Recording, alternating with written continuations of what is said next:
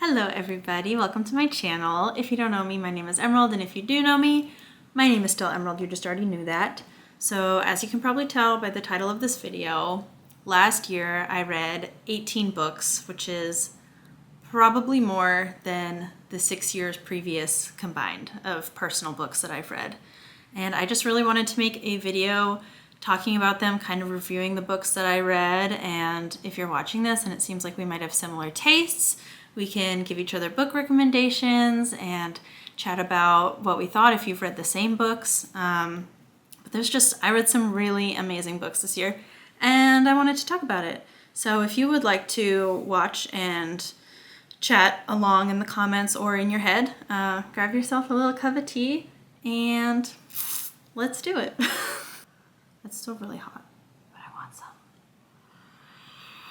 I'm pretty much going to talk about them in order, except for I did read some smutty books, and I'm going to put those at the end so that if that is not something that you're interested in hearing about, you can just be done when I'm done reviewing all the other books. So let's get into it. The first book that I read was Ariadne by Jennifer Saint, and overall, I thought this book was good. I really like Greek mythology, but I'm not super well versed in the specifics. I just know that I like the vibe, and one of my favorite books is Song of Achilles. Yes, I know that's a basic bitch favorite book, but I don't care. Ariadne is like a retelling from the perspective of Ariadne and just kind of the ways that women are failed in assumptions made about them and their upbringing. Some people pointed out that it wasn't really accurate to the actual mythology. Sitting here trying to talk about it took me a minute to remember what this book was about. I forgot to mention 2 of these books are books written by my partner, and they're not published yet. He just writes them and then he gives them to me for feedback and stuff. So I'm just gonna briefly gloss over it. So the next book that I read was Chronicles of Orune, Book of the Broken by Cole Cordis. Book 10 out of 10 stars. 10 out of 5 stars, okay? It was so good. A lot of the characters I really resonate with and love, and I can't wait to see what happens next. It was still a very long book that I read, so it's on my list, but I don't know what else to say to you. So next book that I read was The Magical Language of Others by E.J. Koh. It falls under what I considered my favorite genre for a long time, which was mommy issues memoirs, because Crying in H Mart is one of my favorite books.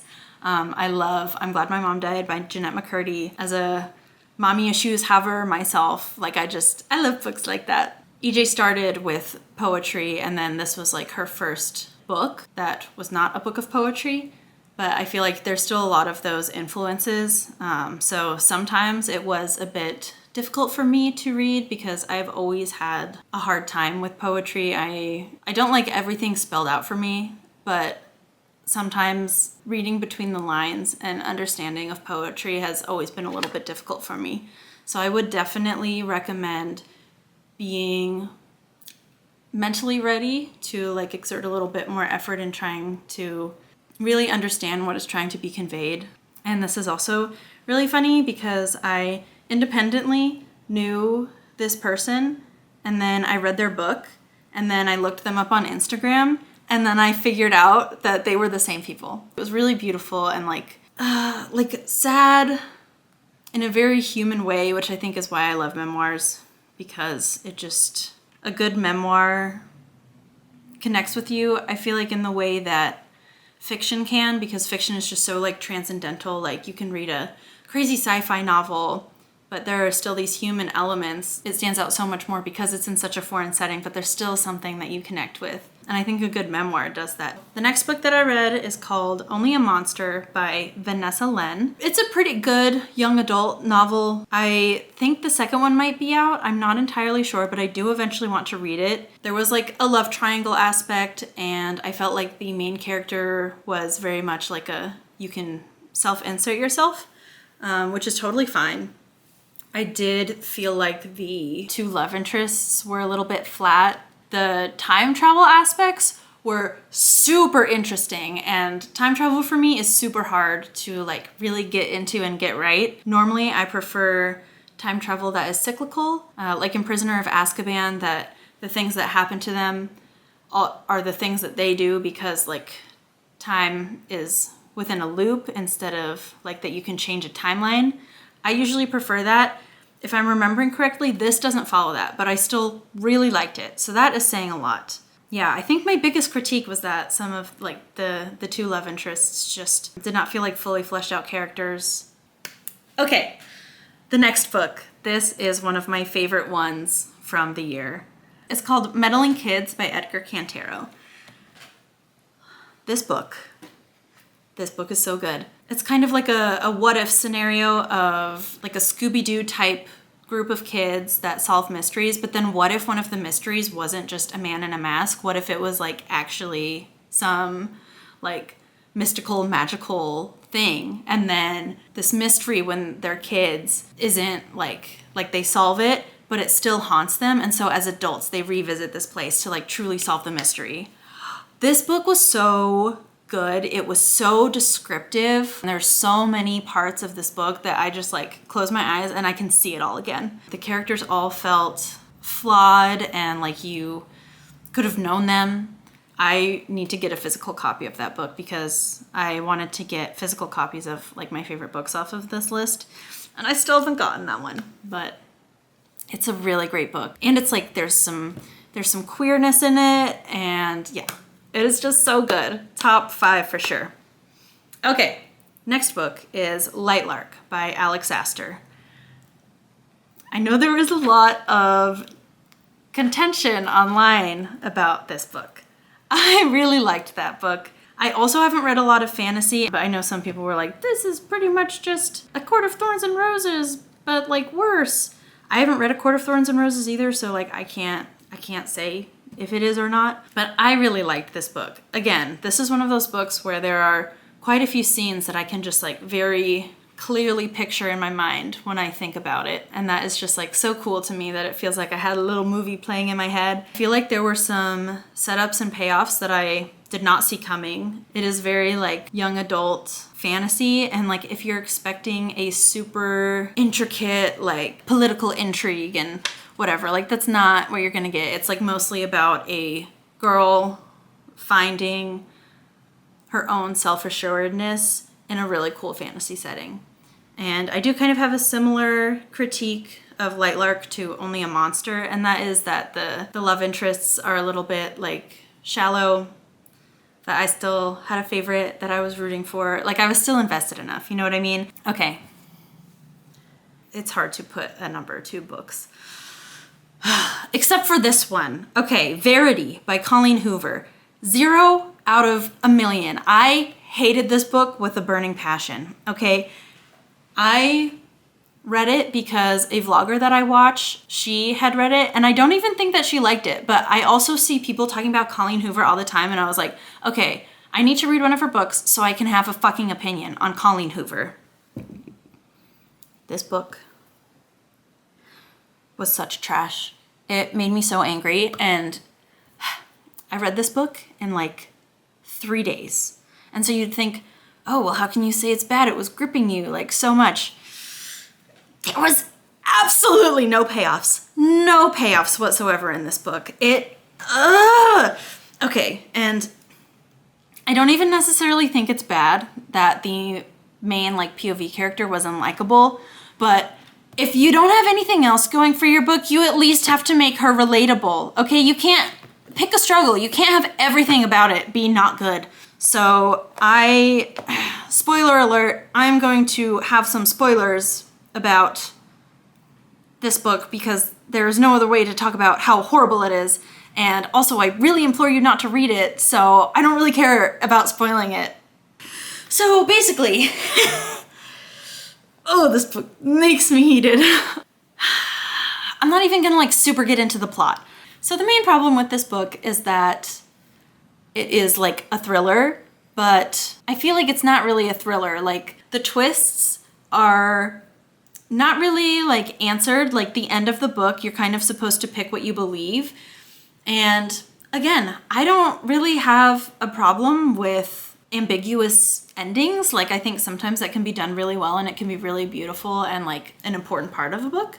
I don't think that's what happened here. The main character is reading a manuscript from one of the other characters who is in a coma, but maybe she's not in a coma because there's all these weird things that go around in the house that the POV girl she's living in this lady's house with the coma lady's husband to finish writing coma lady's book, because they're all authors, because you gotta have authors as your main characters if you don't know how to write a good character. So it's like, oh, is the lady actually not in a coma? And so it's like, that should be the twist. And then you're reading this manuscript that coma lady wrote about the horrible things that she's done in her life. But then at the end, the main character, after coma lady has been murdered by the husband, main character lady finds another letter from coma lady saying that everything she wrote in the manuscript about like being evil to her children and her husband was not true. So you either have two options. You can either believe the first manuscript by the coma lady, or you can believe the letter by the coma lady to decide what is true. There's like no hints. There's nothing, there's no information. I feel like a good thriller, maybe like there would be something really crazy revealed at the end, but if you go back and like evaluate the evidence, there would be a way to like come to a conclusion that was based on anything instead of just how you're feeling. The deciding what you think the truth is of this novel, you're literally having to choose between the same person's perspective, just different things that they wrote. It's not even like you're trying to figure out which information from which character is true. You have the choice between two recounts from the same person that you don't even really get to interact with. It makes no sense. That book made me angry. But now we are at my favorite book. This is one of my top 5 books ever, and this is my favorite book that I read this year. And that is A Woman Is No Man by Etta Frum. This is a hard book to read, but so good. I really implore you to read it. And so in order to not spoil anything, I'm just going to say that, okay, first of all, this is her first book and it's a masterpiece. Like, I have her second book, Evil Eye, waiting on my bookshelf. That is going to be the first book I read this month. I'm like getting chills and teary just thinking about this. Basically, it is about 3 generations of women within the same family of Palestinian women. 2 of them are immigrants. One of them was like born in the US, and it switches between their POVs. I feel like the way that it talks about intergenerational trauma is really impactful, and it made me understand how people can act a way that doesn't really make sense sometimes, because I know that it's like, oh, if you were treated so poorly as a woman by your parents, and like, why would you perpetrate that onto your kids? This book just really helped me realize that maybe like older women that do that act that way and like treat their daughters the same way, because like, if you have had a very hard life and you have seen how other women can be treated, and you stayed alive by following what your mother told you, like, it might seem misguided, but by trying to make your own daughters follow the same like rules, in a way you're trying to protect them, because it's like, I survived by following this and I want you to survive, even if maybe it seems wrong. And it just made me have a really deep appreciation for people who don't break intergenerational curses all at once, but the ways in which so many people, and especially so many women, have worked really hard to do it little by little, and that like, it's okay to not have had everything fixed in one generation. God, this stupid fucking book. I really recommend you read it. Yeah, this is one of my favorite books of all time. So the next book I read was Atomic Habits by James Clear. I really liked this book. I obviously bought a physical copy of it because I feel like it's one of those books that will be helpful to revisit when I need a refresher on like hitting my goals and things like that. Honestly though, I feel like therapy has helped me like exponentially more than some of like the self-help books do, but there are a lot of really good like tidbits and things. So if you kind of want a habit building book, I recommend this. You know what? I take back what I said about that, like, my therapy has been so much more helpful than this because, like, this is not here to solve trauma. I would be interested to see what I think about this now that I have, like, done a lot of hard therapy work and that I've turned, like, a lot of corners in my therapy. But this, I guess what I'm trying to say is like a PSA, don't expect that this will fix your ability to stick to habits if you haven't reckoned with, like, deep trauma. Okay, next up, another book by my partner. It's called Pearls of Luck by Cole Cordis. It was really good. It's the first one in a new series that he's writing.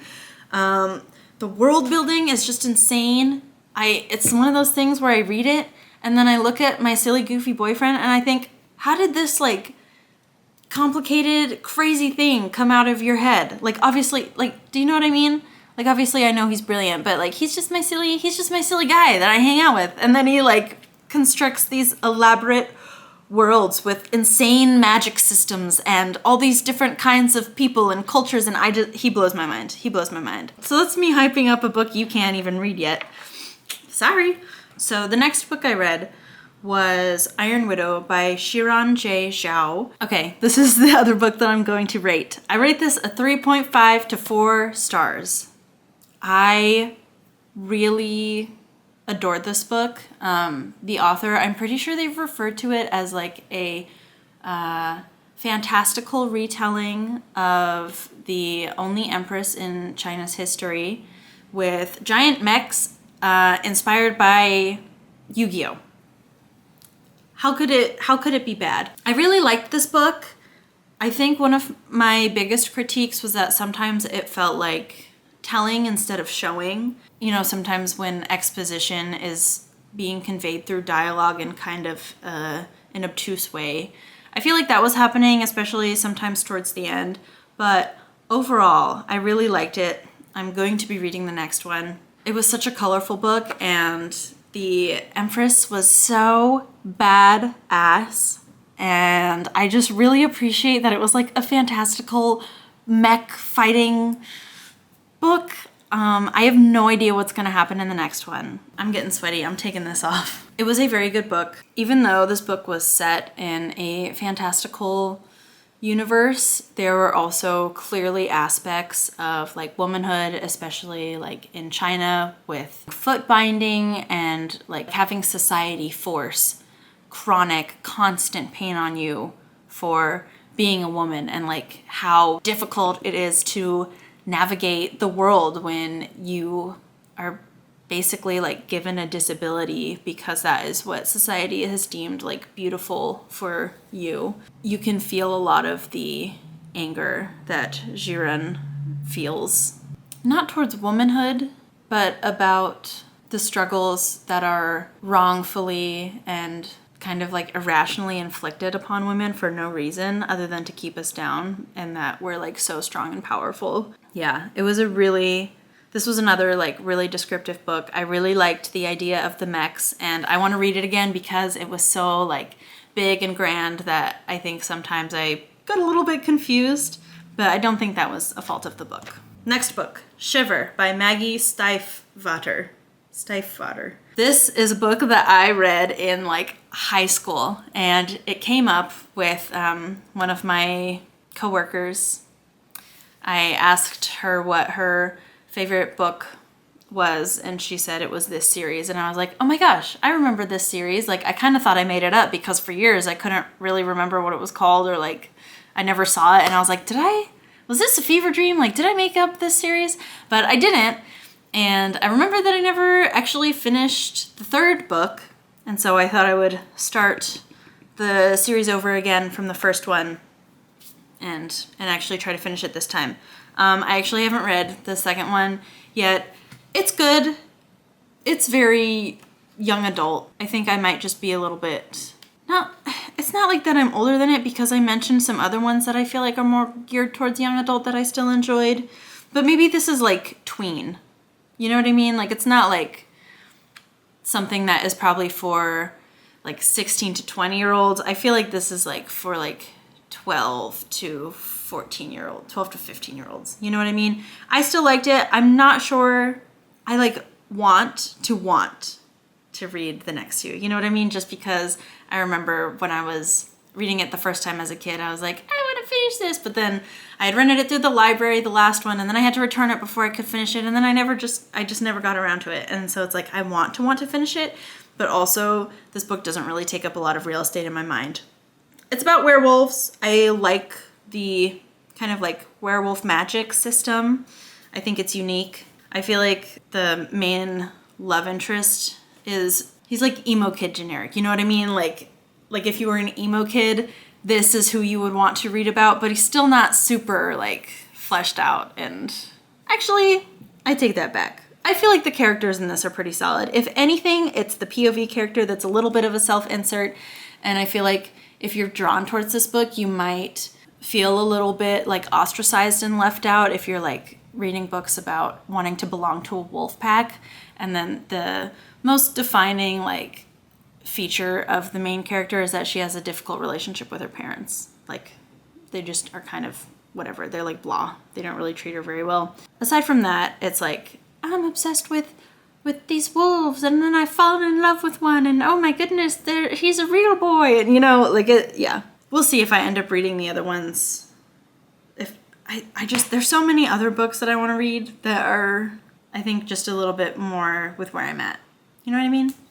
Okay. We're almost done. The next book, I'm not going to spend too long talking about because I also hated it. It is called Twice in a Blue Moon by Christina Lauren. And this is one of those books that I saw recommended to me in one of the emails that I got either from Kobo or Goodreads. I don't really remember, but it's like, based on this and this, we think you'd like this. And based on the description and honestly the cover, I kind of thought it was going to be more of a like sweet coming of age story. And I guess technically some of it was coming of age, but overall I just kind of did not care about this book. Oh my gosh. Okay, that reminded me of another gripe that I had with Verity, which is that, again, this is back when I was still reading Goodreads reviews after I would finish a book. And so many people were like, oh my gosh, this book was so emotional. I cried so many times when this and this happened to the male like character, and like, you cried during that book? That book was trash. I did not feel an emotional connection to any of those characters. The man in that novel, I could not tell you his name. I could probably tell you what he looked like because it was probably tall and brown hair and he liked to eat pussy. And that was his like, that was him. That was his description. How do you have an emotional connection to that guy? He was nothing. He was absolutely, he literally, like, I think the most important thing about him was that he liked to have sex and eat pussy. That is not a character. That is not a fucking that is not a fully fleshed out person. Sorry. Twice in a Blue Moon just reminded me that I wanted to say that about Verity. It was not a coming of age book like I anticipated. There was some chapters where the main character was like 17 or 18 or something. But basically it's like this guy that she meets kind of screws her over, and then they meet on a movie set years later, and he's like the writer to this really intense like thing that she's trying to portray and be taken as a serious actress.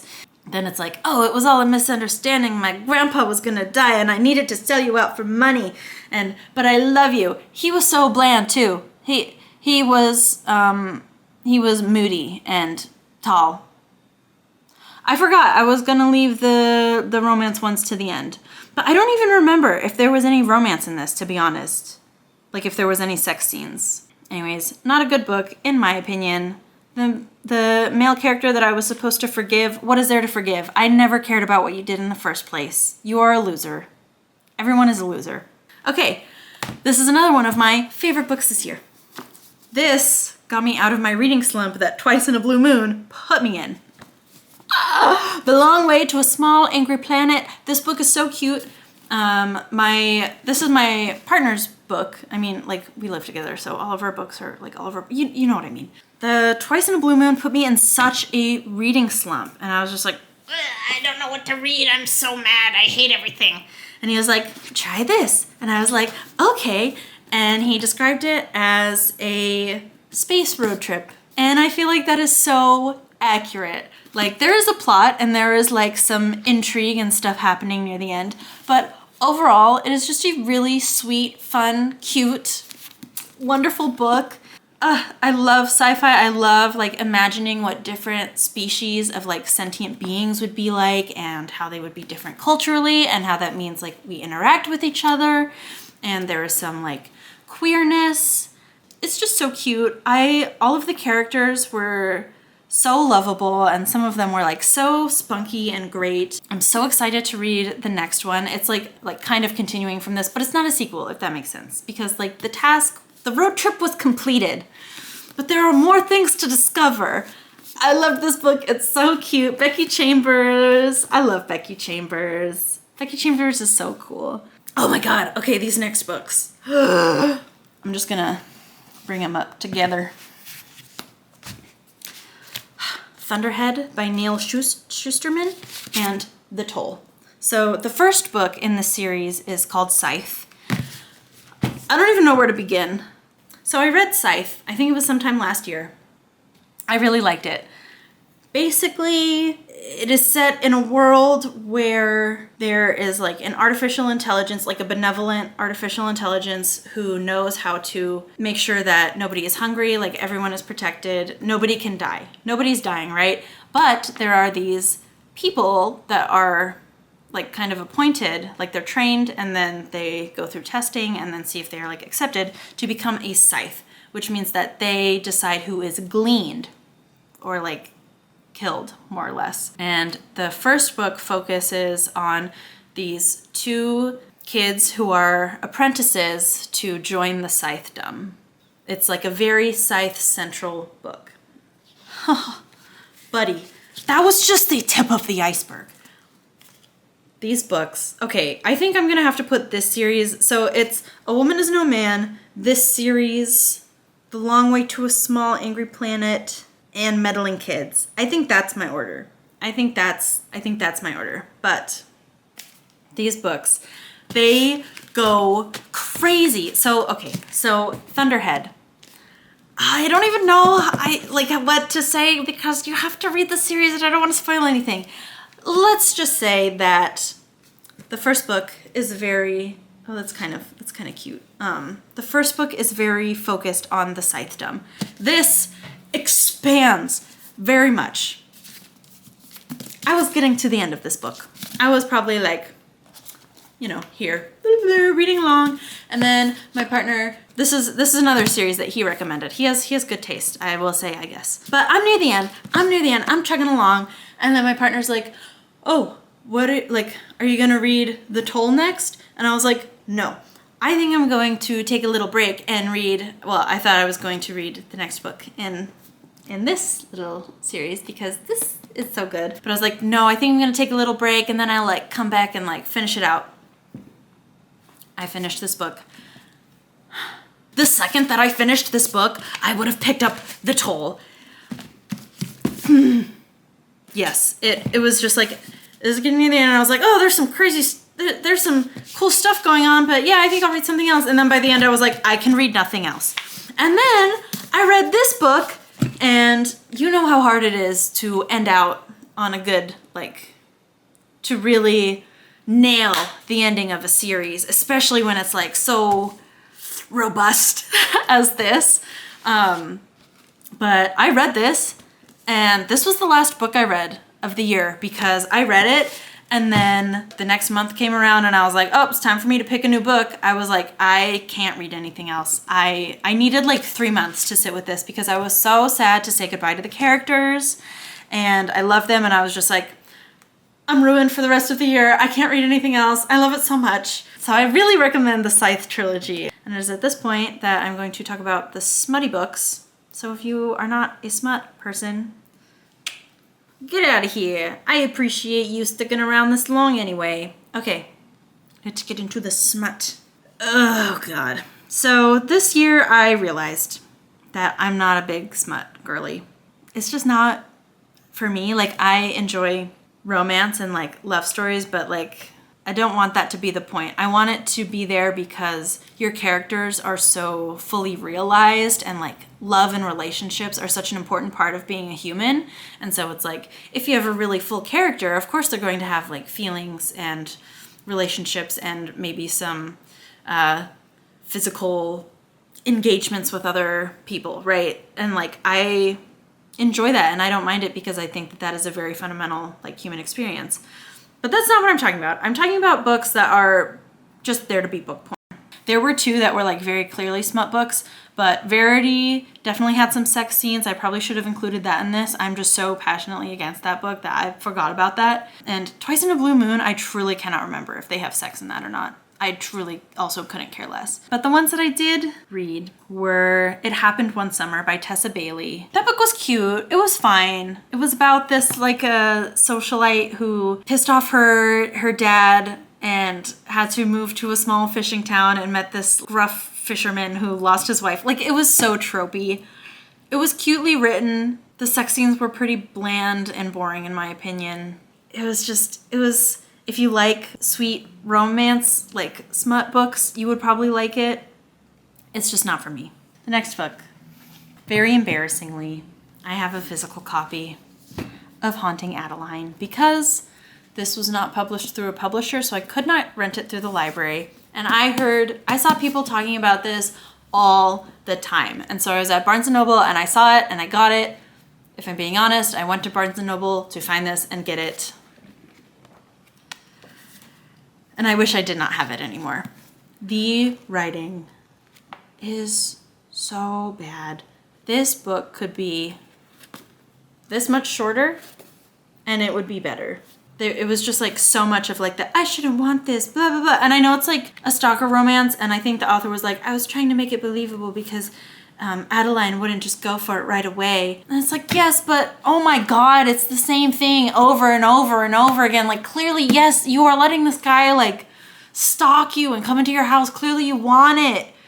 Okay, that sounded bad, but like when you are reading, like it's a dark romance, so like that is kind of the point. The sex scenes were kind of fun. I'm not gonna lie to you, but the writing, I don't know if I can get past the writing. And I have heard that the second one is like hard to read because of some kind of like assaulty stuff, and I'm not down for that. Which I read a stalker romance, and for the most part, I like kind of enjoyed it. You know, like the darkness isn't, I don't think it has to be, I just want to clarify that me being like, clearly you want it.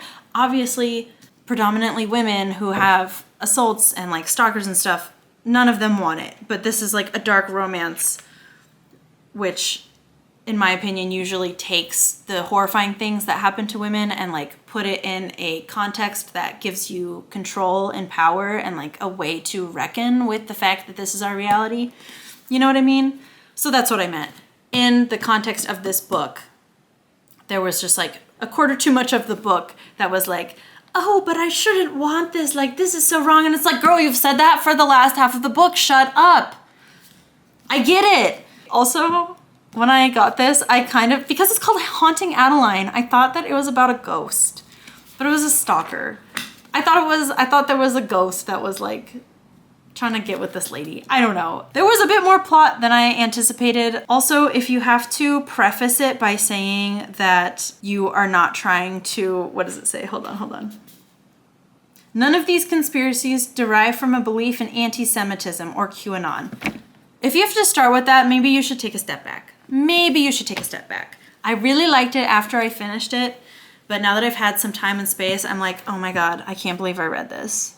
And I can't believe I have to display that I have this in my house. I could get rid of it, but that seems silly. And what if I want to revisit it and see what I think again? Not like, I feel like I'm going to think the same thing, but just be like, what was I thinking? You know? So, yeah, those are my smut books. Rex. The next installment of me reviewing books probably isn't going to have smut because I just have realized it's not really for me. I don't really enjoy reading it. Yeah.